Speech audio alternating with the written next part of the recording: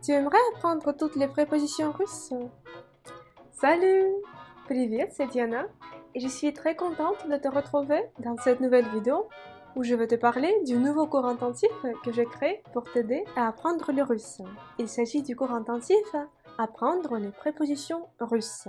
Je sais que les prépositions russes posent beaucoup de problèmes à ceux et à celles qui apprennent le russe, parce que les prépositions russes elles sont déjà plus nombreuses que les prépositions françaises. Ils se traduisent différemment en français en fonction du rôle de la préposition qu'elle joue dans la phrase.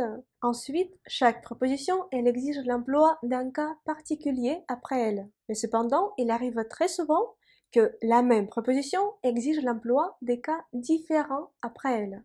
Comme par exemple, лежать на кровати, être couché sur un lit. Лежать на кровати. Dans ce cas-là, la préposition na se traduit comme sur et le mot кровати est employé au locatif. Mais cependant, si tu modifies légèrement la phrase, si tu dis se coucher sur un lit, ça va nous donner en russe ложиться на кровать. Ложиться на кровать. Et ici, le mot cravate est déjà employé à l'accusatif. Pour t'aider à comprendre ce sujet difficile de la langue russe, j'ai créé le cours intensif Apprendre les prépositions russes. Dans ce cours intensif vidéo, comme celui-ci que tu es en train de regarder en ce moment, on va apprendre ensemble 42 prépositions russes.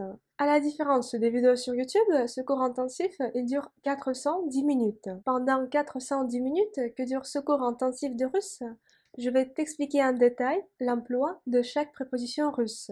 Tu sauras quand il faut employer un tel ou tel cas et tu sauras distinguer différents emplois des prépositions. Je vais aussi t'expliquer différentes significations des mêmes prépositions et je vais attirer une attention particulière sur les exemples quand la même préposition exige l'emploi des cas différents après elle. Pour apprendre chaque préposition, nous allons analyser des exemples clairs et précis de l'emploi de chaque préposition. Dans ces exemples-là, j'ai utilisé les mots qui sont les plus utilisés dans la langue russe. Ainsi, outre les 42 prépositions, tu pourrais apprendre plus de 500 nouveaux mots russes.